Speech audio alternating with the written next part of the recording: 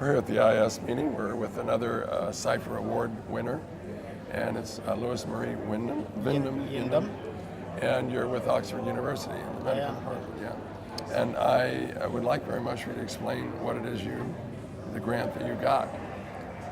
Yes, the Cipher grant is for me to work on a very important disease, which is a consequence of long-term infection with HIV. So I will be working on chronic lung disease in children that have been born to HIV-infected mothers and have survived infection for more than 6 years, on average 10 years. But unfortunately, because of the consequences of long-term infection, they are developing some signs of chronic lung disease. And despite putting them on therapy, on ARVs, it's still showing that they are not going back, they are not getting better, even though they are on antiretroviral therapy. So we are trying to look at what is it that contributes to this persistence of chronic lung disease in adolescents who are infected with HIV. So where are you doing the study? The study will be in Zimbabwe. So we will do everything in Zimbabwe. We have a cohort of 385 children in Zimbabwe who are infected with HIV for a long time. But amongst those, we have 100 of them that will be studying and comparing to 100 controls that are not having that condition. And what are the issues that the person is on with? Complications. The complication is chronic lung disease. It's a life-threatening disease, which is making that the children are not able to function normally. So they cough, they behave like children with pulmonary tuberculosis, and they are not actually having TB.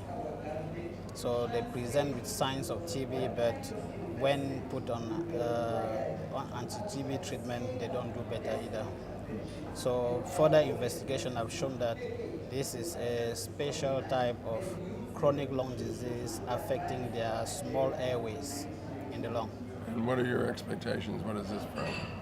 We are hoping to develop a panel of inflammatory markers.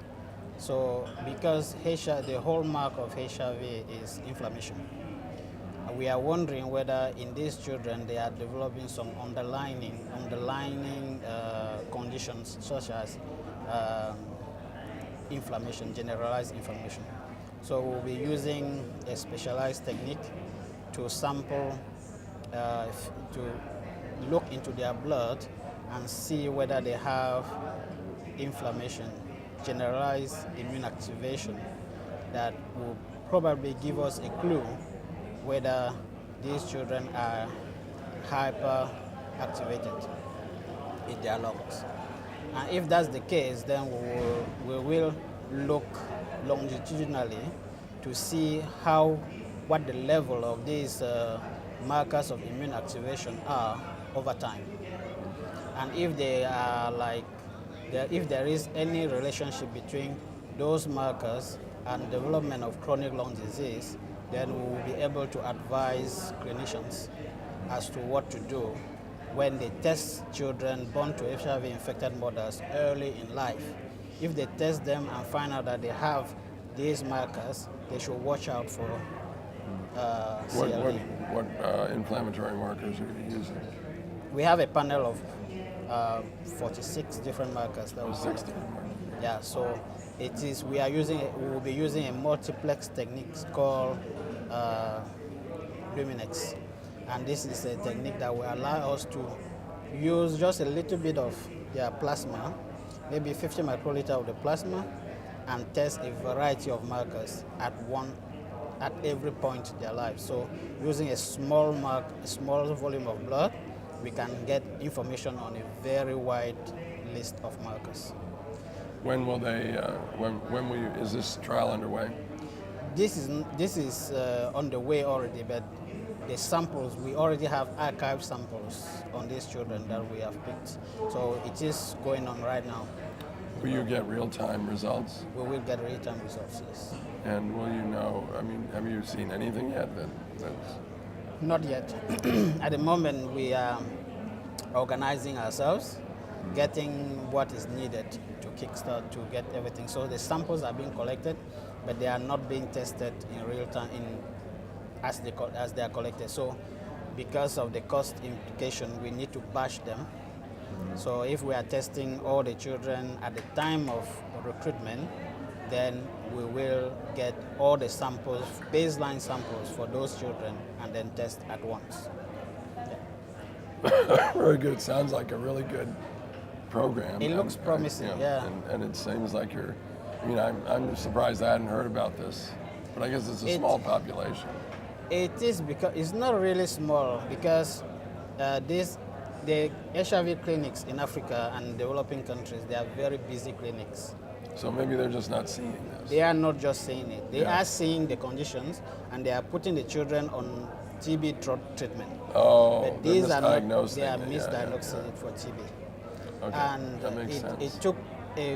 It took a colleague of ours, a very talented scientist in Zimbabwe, to say that these children have gone on antiretroviral therapy, they've gone on TB therapy, they are not doing any better.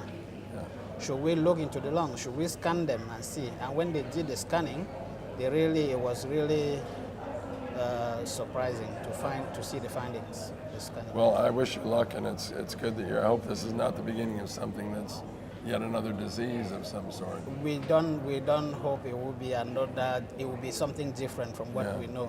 The issue, the underlying objective for us will be to be able to define certain markers that can predict if these children are going to do worse or better in life. Then if we test the children early in their lifetime in the clinics, clinicians will be able to down monitor the children better. Right. And not allow them to develop this condition, because once developed, ARV don't remedy them. Exactly. Yeah. Well, thank you very much for being with me. Thank you for having me. And conveying the story and the hope that we might answer some questions. Definitely. Yeah. Thank you. Thank you for having me. Thank you.